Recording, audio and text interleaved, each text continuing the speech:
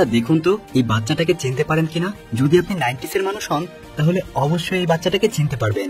আজকের গল্প নিয়ে আসলে খুব বেশি কিছু বলার নেই, কারণ এই মুভিটা দেখেননি এমন মানুষ হয়তো খুব কমই পাওয়া যাবে। এই বেবিজ ডে আউট নামের মুভিটার সাথে জড়িয়ে আছে আমাদের অনেক অনেক স্মৃতি।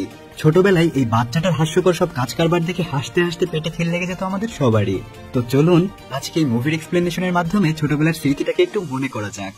গল্পটা আমেরিকার শিকাগো শহরের এক বিখ্যাত ধনী পরিবারের, আর এই পরিবারেই রয়েছে আমাদের সবার আদরের এই ছোট্ট বাচ্চাটা। আদর করে তার বাবা মা তাকে বিঙ্ক নামে ডাকে। তাকে দেখার জন্য তার বাবা মা গিলবার্টিন নামে এই মহিলাকে রেখেছে। বিঙ্ক কিন্তু সবসময় অ্যাডভেঞ্চার অফ বেবি বো নামের একটা ছোট্ট গল্পের বই পড়তে পছন্দ করে। গিলবার্টিন সবসময় তাকে এই বইটা পড়ে শোনাতো। বইটা প্রতিদিন শুনতে শুনতেই তার প্রায় 100 বারের উপরে এই বইটার গল্প শোনা হয়েছে। বিঙ্কের মা ল্যারিনের খুব শখ সে তার ছেলের ছবি নিউজ পেপারে খুব বড় করে ছাপাবে, তাই সে শহরের এক বড় ফটোগ্রাফারকে ফোন করে ভাড়া করে। কিন্তু 3 জন চোর মিলে সেই ফটোগ্রাফারকে বেঁধে রেখে নিজেরাই ফটোগ্রাফার সেজে বেবি বিঙ্কের বাড়িতে চলে যায়। বাড়িতে এসে মিসেস ল্যারিনকে দেখে চোরদের দলের প্রধান তার সামনে এসে বলে, আমি মিস্টার চার্লি, এই শহরের সবচেয়ে ফেমাস ফটোগ্রাফার।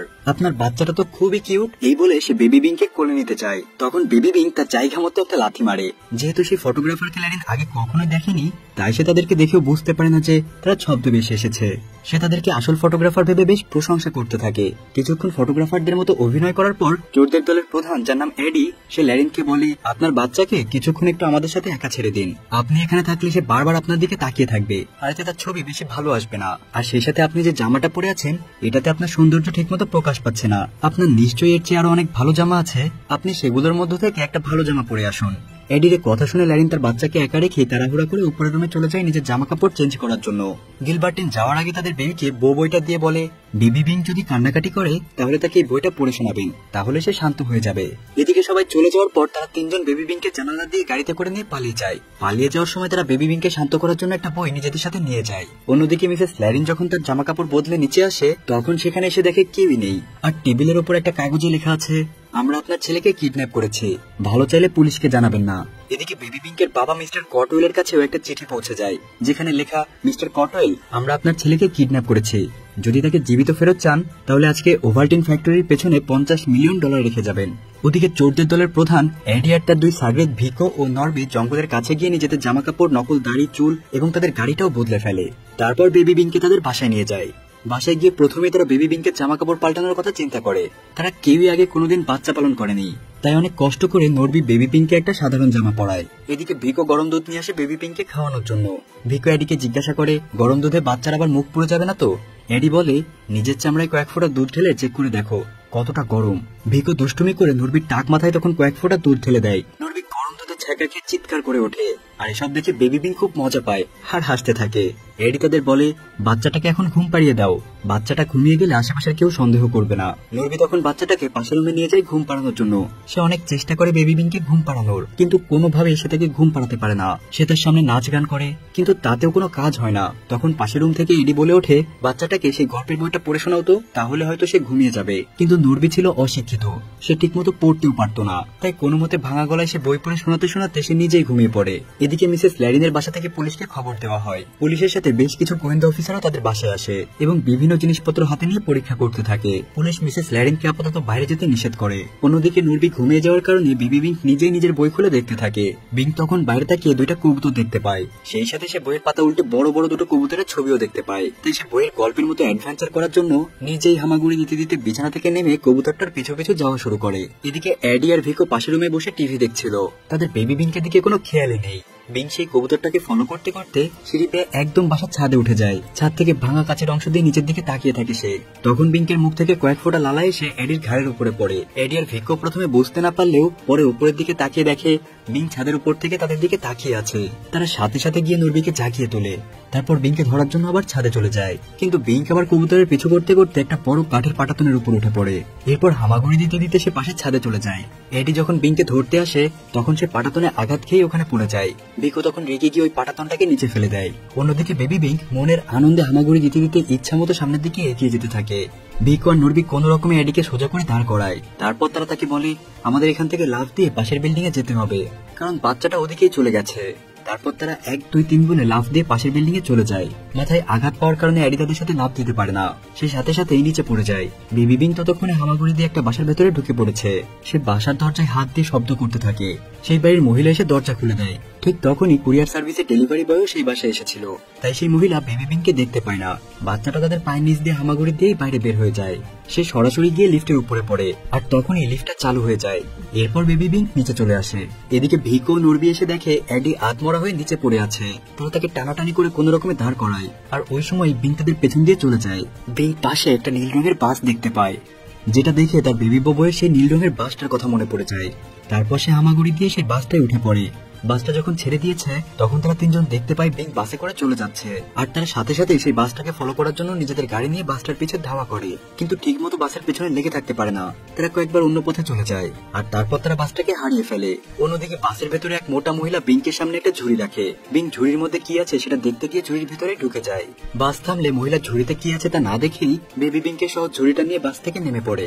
এদিকে চোরের দল শেষ পর্যন্ত বাসটাকে খুঁজে পায়। নরবি দৌড়ে এসে বাসটাকে চেক করতে শুরু করে, কিন্তু সে কোনোভাবে বেবি বিংকে খুঁজে পায় না। আর এরই মধ্যে মোটা মহিলাটা ভিকোর সামনে দিয়ে চলে গেলে ভিকো সে ঝুড়ির মধ্যে বেবি বিংকে দেখতে পায়। তারপর তারা তিনজন মিলে সেই মহিলাটাকে ফলো করতে থাকে। সেই মোটা মহিলা একটু পরেই টের পেয়ে যায় যে ওই তিনজন তাকে ফলো করছে, তাই সে সাথে সাথে নিজের ঝুড়ি রেখে তাদেরকে মারতে শুরু করে। ঝুড়িটা মাটিতে রাখার কারণে বিং ঝুড়ি থেকে নেমে আবার হামাগুড়ি দিয়ে চলতে শুরু করে, আর পাশের একটা শপিং মলে ঢুকে পড়ে। এই শপিং মলে যারা শপিং করতে আসতো তাদের বাচ্চাদের জন্য আলাদা বেবি কেয়ার ইউনিট ছিল। বেবি বিংকে এক মহিলা হামাগুড়ি দিতে দেখে সে মনে করে বাচ্চাটা বেবি কেয়ার ইউনিট থেকে হয়তো বের হয়ে এসেছে, তাই সে আবার তাকে কোলে করে বেবি কেয়ার ইউনিটে রেখে আসে। তো বেবি বিংক আবার হামাগুড়ি দিয়ে সেই বেবি কেয়ার ইউনিট থেকে আস্তে আস্তে বের হয়ে পড়ে। এরপর সে একটা বেবি কেয়ার সাইকেলের নিচে ঢুকে পড়ে, কিন্তু একটু পরে এক মহিলা আসে আর বেবি কেয়ার সাইকেলটা নিয়ে চলতে শুরু করে। কিছু দূর গিয়ে মহিলাটা থেমে গেলে বেবি বিংক আবার সেখান থেকে বের হয়ে চলে আসে। বাইরে তখন একজন মহিলা সাংবাদিক বাচ্চাটা হারিয়ে যাওয়ার সম্পর্কে একটা নিউজ রিপোর্ট করছিল। বেবি বিংক তার পায়ের নিচ দিয়ে মাইক্রোফোনে তার পেঁচিয়ে কোনোভাবে সেখান থেকে চলে আসে। অল্প সময়ের জন্য তাকেও টিভিতে দেখানো হয়, কিন্তু কেউই সেটা লক্ষ্য করে না। তো চোর তিনজন পাশে দাঁড়িয়ে বাচ্চাটাকে কিভাবে খুঁজে পাবে সে বিষয়ে কথা বলছিল। তখন তারা টিভির দিকে তাকিয়ে বুঝতে পারে বাচ্চাটা তাদের আশেপাশেই আছে। এদিকে বেবি বিংক একটা ট্যাক্সি দেখে তার বেবি বউয়ের একটা ট্যাক্সির ছবির কথা মনে পড়ে যায়। ট্যাক্সির দরজাটা খোলাই ছিল, তাই সে হামাগুড়ি দিয়ে চলতে চলতেই সেই ট্যাক্সির ভেতরে উঠে পড়ে। ওই ট্যাক্সির যাত্রীরা তাকে দেখতে না পেয়ে তার পাশে কিছু জিনিসপত্র রেখে দেয়, ফলে সে আবারও ঢাকা পড়ে যায়। ট্যাক্সি ছেড়ে দেওয়ার পরপরই এডি কোনোভাবে ট্যাক্সির ভেতরে বাচ্চাটাকে দেখতে পায়। ট্যাক্সিটা তার গন্তব্যে পৌঁছানোর পর যাত্রীরা সেখানে নেমে যায়, আর বেবি বিংক এক ফাঁকে সেই ট্যাক্সি থেকে নেমে যায়। সে ট্যাক্সি থেকে আস্তে করে বের হয়ে যায়। সে বের হয়ে সামনে চিড়িয়াখানা দেখতে পায়, আর এটা দেখে তার মনে পড়ে যায় তার বেবি বউয়ে হুবহু এমন একটা চিড়িয়াখানা ছিল। তাই সে রাস্তার মধ্যে হামাগুড়ি দিয়ে সেই চিড়িয়াখানার দিকে যাওয়া শুরু করে। এদিকে চোর তিনজনও ট্যাক্সিটাকে ফলো করে সেখানে পৌঁছে যায়। তারা দেখতে পায় যে ব্যস্ত রোডের মধ্য দিয়ে বেবি বিংক চিড়িয়াখানার ভেতরে ঢুকে যাচ্ছে। বিংক অনেক ছোট হওয়ার কারণে গাড়ির নিচ দিয়ে খুব সহজেই চলে যেতে পারছিল, কিন্তু চোর তিনজন কিছুতেই রাস্তা পার হতে পারছিল না। তাদের রাস্তা পার হতে অনেক সময় লেগে যায়। ততক্ষণে বেবি বিংক চিড়িয়াখানার ভেতরে ঢুকে যায়। তারা তিনজন যখন চিড়িয়াখানার ভেতরে আসে তখন তারা দেখতে পায় বেবি বিংক একটা গরিলার খাঁচার ভেতরে ঢুকে গরিলার সাথে বসে আছে, আর গরিলাটাও বেবি বিংককে খুব আপন করে নিচ্ছে। তারা তিনজন বাচ্চাটাকে সেখান থেকে বের করার অনেক প্ল্যান করে। প্রথমেই ভিকো খাঁচার ভেতরে হাত ঢুকিয়ে বিংকের জুতার ফিতা ধরে টানতে টানতে বাইরের দিকে নিয়ে আসতে চায়, কিন্তু গরিলা সেটা দেখে ফেলে। তখন গরিলাটা রেগে গিয়ে খুব জোরে ভিকোর হাতে একটা ঘুষি মারে, যার ফলে ভিকোর হাত মুচকে যায়। তারপর নরবি একটা বড় লাঠি নিয়ে বিংকে বের করার চেষ্টা করে, কিন্তু এবারও গরিলা তাকে আচ্ছা মতো মেরে দেয়। কিছুক্ষণ পর বিংক আর গরিলা ঘুমিয়ে যায়, আর এবার এডি নিজেই বেবি বিংকে বের করার চেষ্টা করে, কিন্তু বিংকে বের করার সময় গরিলার ঘুম ভেঙে যায়। গরিলা উঠে এডিকে ধরে ফেলে, তারপর তাকে এত জোরে ছুড়ে ফেলে দেয় যে সে উড়ে গিয়ে অন্য একটা খাঁচায় চলে যায়। তারা তিনজন বিধ্বস্ত অবস্থায় সেখানেই পড়ে থাকে। তারপর গরিলার খাঁচার পেছনের দরজাটা হঠাৎ করেই খুলে দেওয়া হয়। বেবি বিংক পিছন দিয়ে আস্তে আস্তে সে চিড়িয়াখানা থেকে বের হয়ে যায়। চিড়িয়াখানাটার পাশেই ছিল একটা পার্ক। বেবি বিংক হামাগুড়ি দিয়ে সেই পার্কের ভেতরেই ঢুকে পড়ে। তাকে দেখে একটা মহিলা বিংকের কাছে এসে তার মায়ের কথা জিজ্ঞাসা করে। বিংক পাশে তাকায়, সেখানে অন্য একটা মহিলা বসে বই পড়ছিল। সেই মহিলাকে বিংকের মা মনে করে অন্য মহিলাটা সেখান থেকে চলে যায়। বিংকও তখন হামাগুড়ি দিয়ে পার্কের ভেতর ঘুরতে থাকে।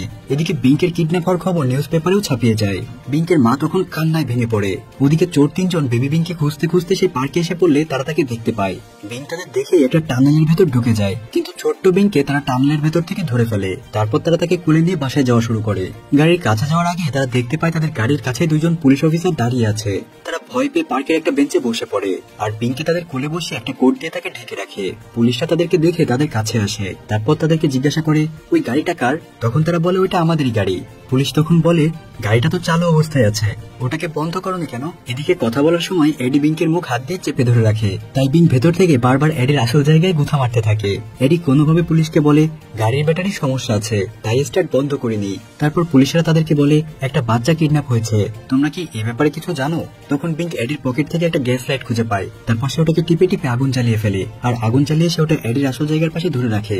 এডি ব্যথা সহ্য করে নিয়ে বলে না, আমরা তো কিছুই জানি না। পুলিশেরা নানান বাহানায় তাদের সাথে কথা বলতে থাকে। তখন ভিকো আর নরবি পুলিশদেরকে বিভিন্ন কথাই সেখান থেকে সরিয়ে নেয়, কিন্তু ততক্ষণ এডি সহ্য করতে না পেরে বিঙ্ককে ছেড়ে দেয়। তারপর বেবি বিঙ্ক আস্তে করে বেঞ্চের নিচ দিয়ে হামাগুড়ি দিয়ে চলে যায়, কিন্তু ততক্ষণ এডির প্যান্ট পরে ধোয়া বেরোতে শুরু করেছে। ভিকো আর নরবি এসে দেখে এডির আসল জায়গায় ততক্ষণে আগুন ধরে গেছে। তারা তাকে মাটিতে ফেলে অনেক চেষ্টা করে আগুন নেভানোর, তারা বারবার তার বংশের ভাতির উপর লাথি দিতে থাকে। অবশেষে তারা আগুন নিভাতে সক্ষম হয়। অন্যদিকে বেবি বিঙ্ক হামাগুড়ি দিয়ে বড় একটা আন্ডার কনস্ট্রাকশন বিল্ডিং এর সামনে চলে যায়। সেখানে অনেক শ্রমিক কাজ করছিল।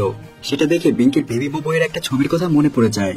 হঠাৎ সে দেখে একজন লোক কেক খেয়ে এক টুকরা কেক ভীমের উপর রেখে দিয়েছে। বেবি বিঙ্ক একটা খাওয়ার জন্য সেই ভীমের উপর উঠে বসে, আর সাথে সাথে সেই ভীমটা অটোমেশনের সাহায্যে উপরের দিকে উঠতে শুরু করে। বেবি বিঙ্কও তখন আনন্দের সাথে কেক খেতে খেতে উপরে উঠতে থাকে। এর মধ্যে বিঙ্কও সেখানে এসে বিঙ্ককে দেখে ফেলে। সে বাকি দুজনকে ডেকে এনে বিঙ্ককে দেখায়। সে তখন ভীমের উপরে বেশ আনন্দের সাথে কেক খাচ্ছে। এরপর তারা তিনজন লিফটে উঠে উপরে চলে যায়। তারা লিফটে থেকে বিঙ্কের উপর নজর রাখতে শুরু করে, কিন্তু লিফটের স্পিড বেশি হয় তারা বিঙ্কের আগেই উপরে উঠে যায়। তখন বিঙ্কের ভীম তাদের কাছাকাছি চলে আসে। তখনই ভিকো সেটার উপরে উঠতে চায়, কিন্তু সে উঠতে না পেরে ঝুলে পড়ে। ভিকোর ওজনের কারণে ভীম তাদের দিকে ঝুঁকে পড়ে, আর বেবি বিঙ্ক স্লাইড করে এসে লিফটের ছাদের উপর বসে পড়ে, কিন্তু ভিকো ভীম ধরে ঝুলে থাকে। এরপর লিফটটা 2 তলা নিচে নেমে গেলে বিঙ্ক বিল্ডিং এর ভেতরে চলে আসে। এদিকে এডি নরবিকে ভিকোকে সাহায্য করার জন্য জোর করে ঠেলে দিলে উল্টো সেও ভিকোর পা ধরে ঝুলে পড়ে। এতক্ষণ বেচারা একা একা ঝুলছিল, এখন নরবি সাহায্য করতে সে মুসিবত আরো বাড়িয়ে দিল।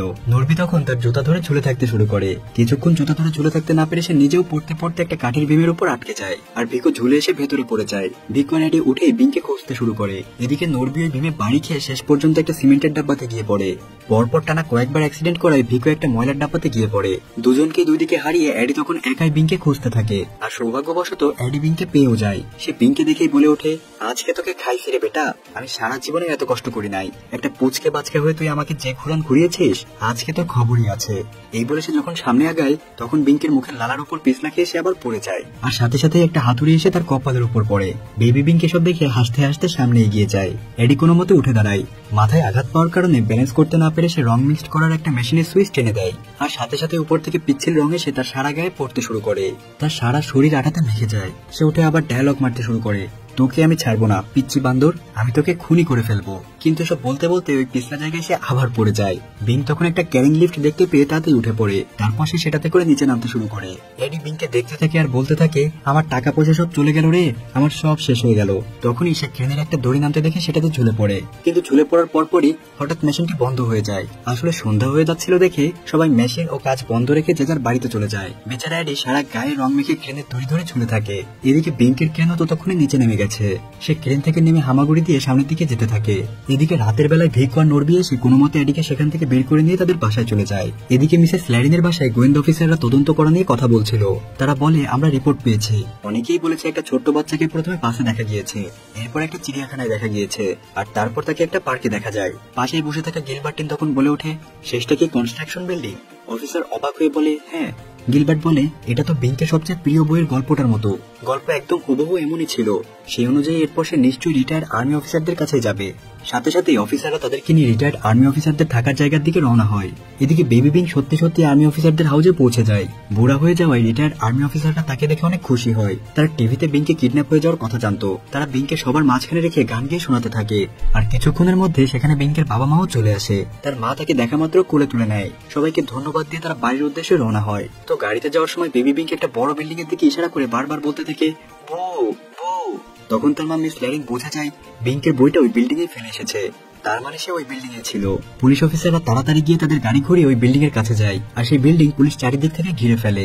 এদিকে সেই তিনজন চোর তখন ওই বিল্ডিং এর ভেতরে ছিল। হঠাৎ বউ বউ শব্দ শুনে এর সামনে এসে সেই বইটা দেখতে পায়। সে বলে, বিঙ্ক হয়তো সেই বইটা ফেরত নিতে চলে এসেছে। এই ধারণা করে তারা জানালার সামনে যায়, আর সাথে সাথেই তারা পুলিশের গাড়ি দেখতে পায়। পুলিশ তাদেরকে বলে, তোমাদেরকে ঘিরে ফেলা হয়েছে, বাচ্চার বইটাকে নিচে ফেলে দাও আর আত্মসমর্পণ করো। তারা কষ্টে আর অভিমানে বইটা ছুড়ে ফেলে দিয়ে আত্মসমর্পণ করে। বেবি বিঙ্কের বাবা মা বিঙ্ককে নিয়ে বাসায় চলে আসে। তারা বিঙ্ককে ঘুম পাড়িয়ে তাদের নিজেদের রুমে চলে যায়, কিন্তু বিঙ্ক একটু পরেই আবার উঠে যায়। তারপর সে আরেকটা বই হাতে নেয়। যার নাম বেবি বয়ের চীন অ্যাডভেঞ্চার, মানে মুভিটার দ্বিতীয় পার্ট আসবে। তবে আজ প্রায় 30 বছর পার হয়ে গেলেও সেই দ্বিতীয় পার্টটি এখনো আসেনি। তাছাড়া এই বাচ্চাটাও কিন্তু এখন বুড়ো হয়ে গিয়েছে। তো ভালো থাকবেন সবাই, আল্লাহ হাফেজ।